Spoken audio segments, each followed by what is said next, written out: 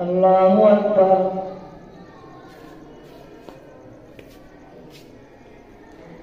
الحمد لله رب العالمين الرحمن الرحيم مالك يوم الدين إياك نعبد وإياك نستعين اهدنا الصراط المستقيم صراط الذين أنعمت عليهم غير المغضوب عليهم ولا الضالين. والمحصنات من النساء إلا ما ملكت أيمانكم كتاب الله عليكم وأحل لكم ما وراء ذلكم أن تبتغوا بأموالكم محسنين غير مسافحين فما استمتعتم به منهن فآتوهن أجورهن فريضة ولا جناح عليكم فيما تراضيتم به من بعد الفريضة إن الله كان عليما حكيما. ومن لم يستطع منكم قولا أن ينكح المحصنات المؤمنات فمما ملكت أيمانكم من فتياتكم المؤمنات والله أعلم بإيمانكم بعضكم من بعض فانكحوهن بإذن أهلهن وآتوهن أجورهن بالمعروف محسنات غير مسافحات ولا متخذات أخدان فإذا أحسن بين بفاحشة فعليهن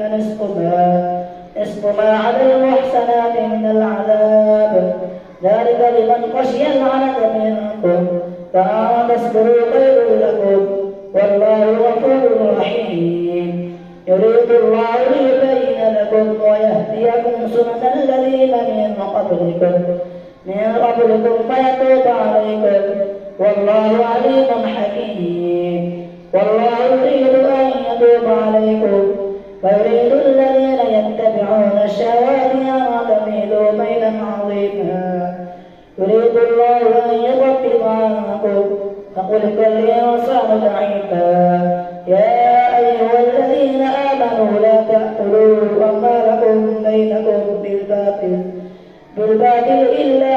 أن تكون تجارة عن تراض منكم ولا تقتلوا أنفسكم إن الله كان بكم رحيما.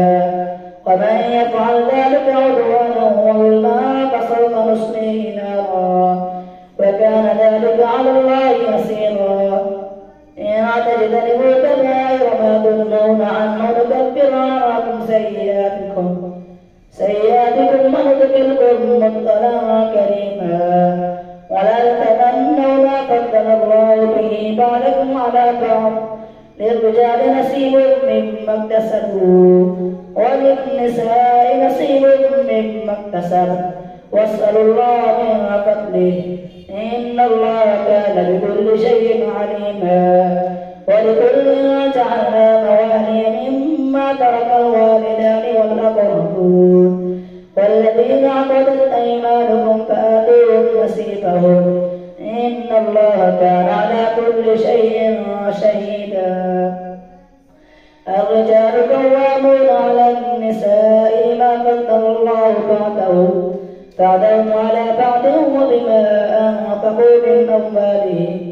فالصالحات قانتات حافظات للغيب ما حفظ الله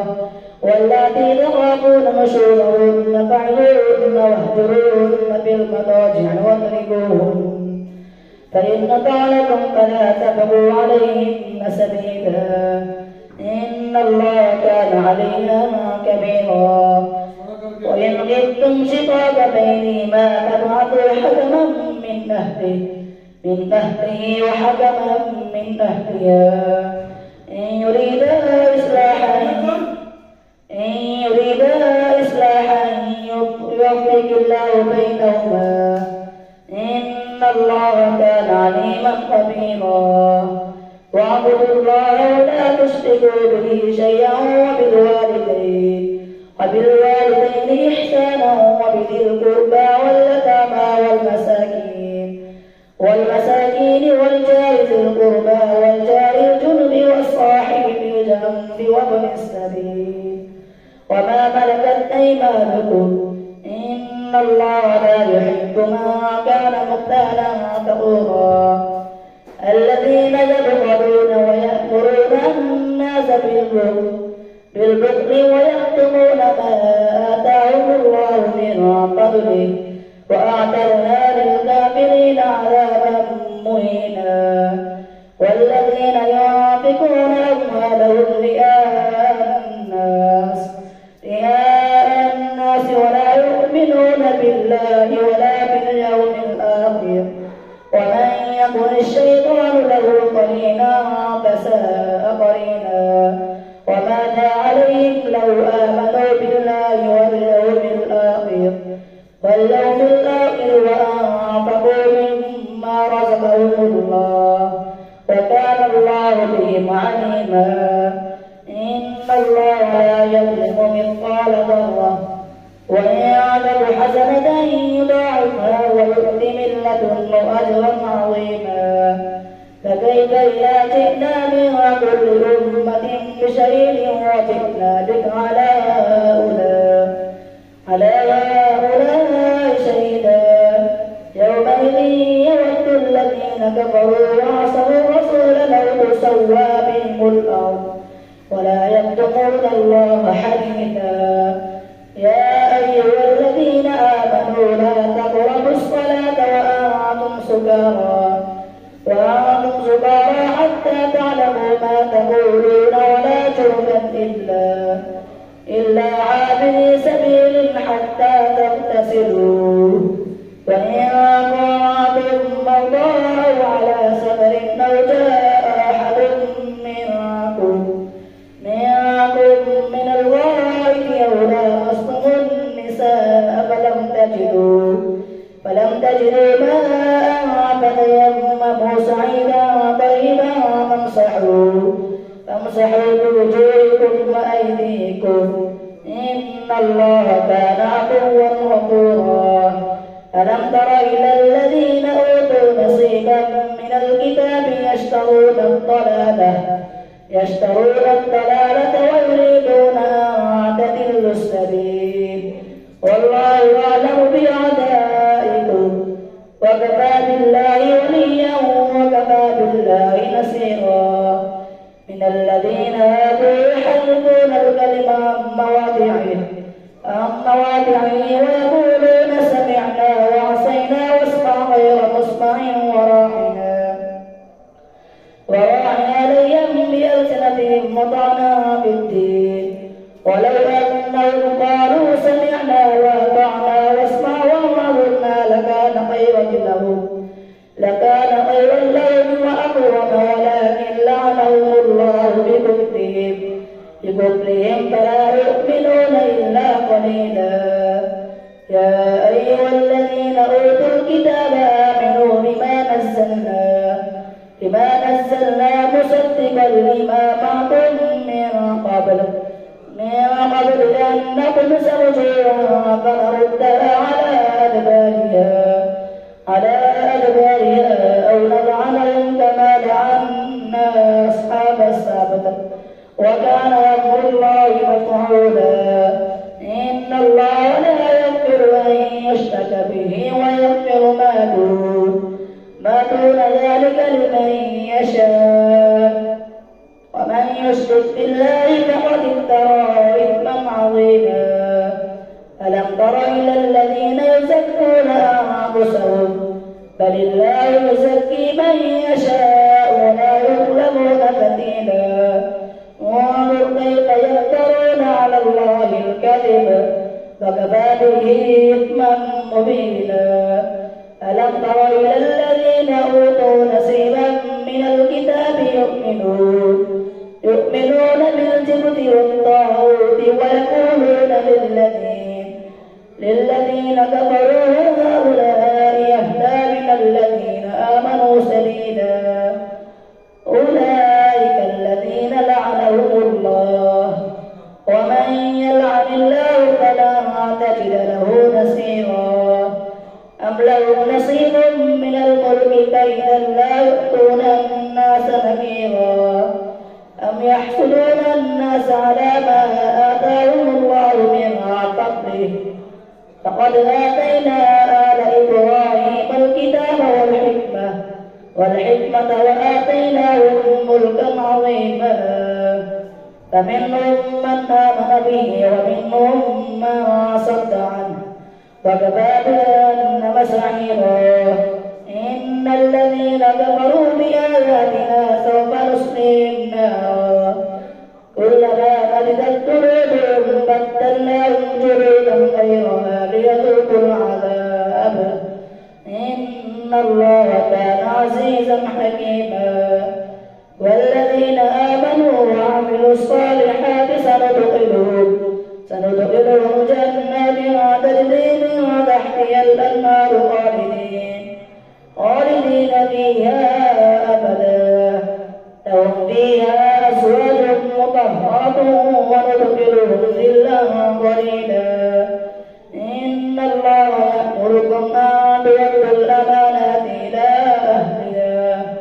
وإذا حكمتم بين الناس أن تحكموا بالعدل إن الله نعم ما يعظكم به إن الله كان سميعا بصيرا يا أيها الذين آمنوا أطيعوا الله وأطيعوا الرسول وأولي الأمر منكم فإن تنازعتم في شيء فردوه إلى الله والرسول إن كنتم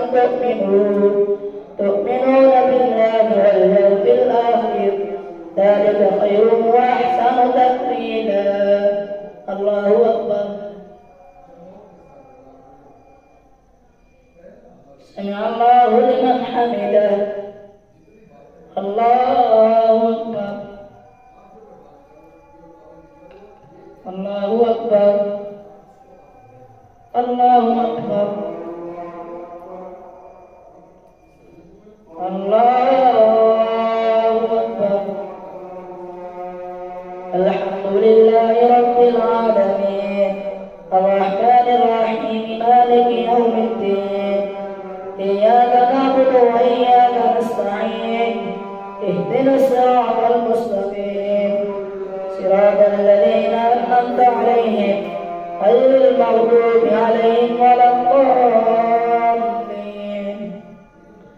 ألم تر إلى الذين يزعمون أنهم آمنوا بما أنزل إليك وما أنزل من قبلك يريدون أن يتحاكموا إلى الطاغوت وقد أمروا أن يكفروا به ويريد الشيطان أن يضلهم ضلالا بعيدا فإذا قيل لهم تعالوا إلى ما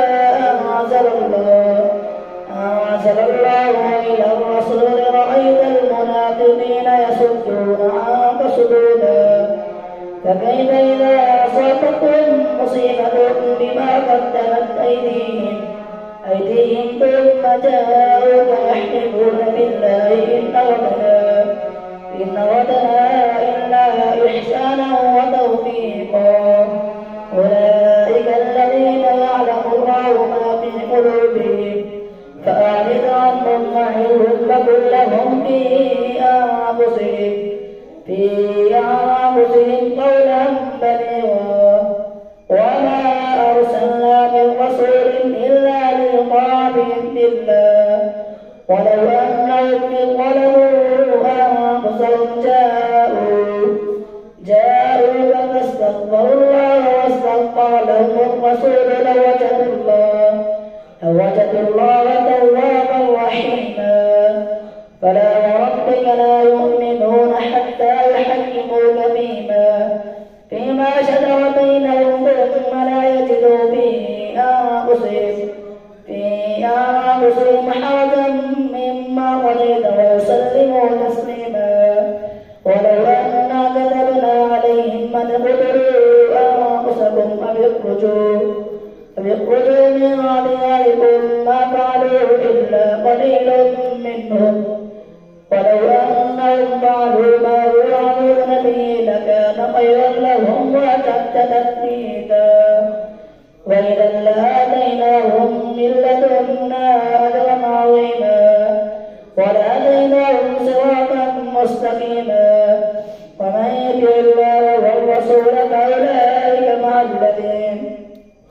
فأولئك مع الذين أنعم الله عليهم من النبيين والصديقين والشهداء والصالحين وحسن أولئك رفيقا. ذلك الفضل من الله وكفى بالله عليما. يا أيها الذين آمنوا خذوا حذركم فانفروا ثبات أو انفروا جميعا وإن منكم لمن ليبطئن فإن أصابتكم مصيبة قال قد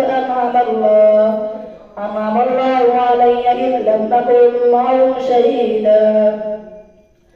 ولئن أصابكم فضل من الله ليقولن كأن لم تكن بينكم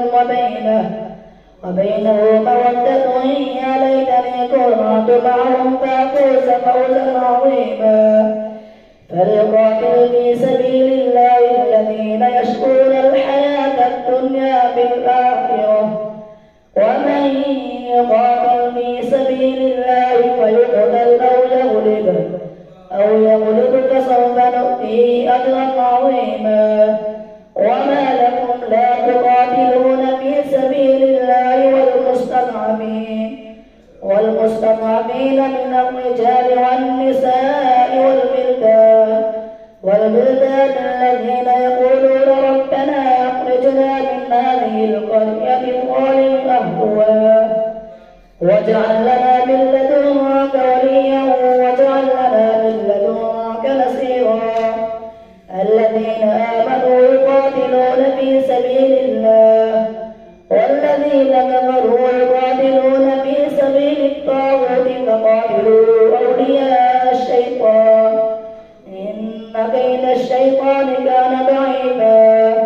ألم تر إلى الذين قيل لهم كفوا أيديكم وأقيموا الصلاة وآتوا الزكاة فلما كتب عليهم القتال إذا فريق منهم يخشون الناس كخشية الله أو أشد خشية فقالوا ربنا لم كتبت علينا القتال لولا أخرتنا إلى أجل قريب قل متاع الدنيا قليل والآخرة خير لمن اتقى ولا تظلمون فتيلا. أينما تكونوا يدرككم الموت ولو كنتم في بروج مشيدة وإن تصبهم حسنة يقولوا هذه من عند الله وإن تصبهم سيئة يقولوا هذه من عندك قل كل من عند الله. فما لهؤلاء القوم لا يكادون يفقهون حديثا. ما أصابك من حسنة فمن الله وما أصابك من سيئة فمن نفسك وأرسلناك للناس رسولا وكفى بالله شهيدا. من يطع الرسول فقد أطاع الله وما تولى فما أرسلناك عليهم حفيظا. ويقولون طاعة فإذا برزوا من عندك بيت طائفة منهم غير الذي تقول والله يكتب ما يبيتون فأعرض عنهم وتوكل على الله وكفى بالله وكيلا. أفلا يتدبرون القرآن ولو كان من عند غير الله لوجدوا فيه اختلافا كثيرا. وإذا جاءهم أمر من الأمن بالخوف أذاعوا به ولو ردوا إلى الرسول وإلى أولي الأمر منهم لعلمه الذين يستنبطونه منهم ولولا فضل الله عليكم ورحمته لاتبعتم الشيطان إلا قليلا. فقاتل في سبيل الله لا تكلف إلا نفسك وحرك المؤمنين. عسى الله أن يكف بأس الذين كفروا والله أشد بأسا وأشد تنكيلا. من يشفع شفاعة حسنة يكن له نصيب منها ومن يشفع شفاعة سيئة يكن له كفل منها وكان الله على كل شيء مقيتا. وإذا حييتم بتحية فحيوا بأحسن منها أو ردوها إن الله كان على كل شيء حسيبا. الله لا إله إلا هو ليجمعنكم إلى يوم القيامة لا ريب فيه ومن أصدق من الله حديثا.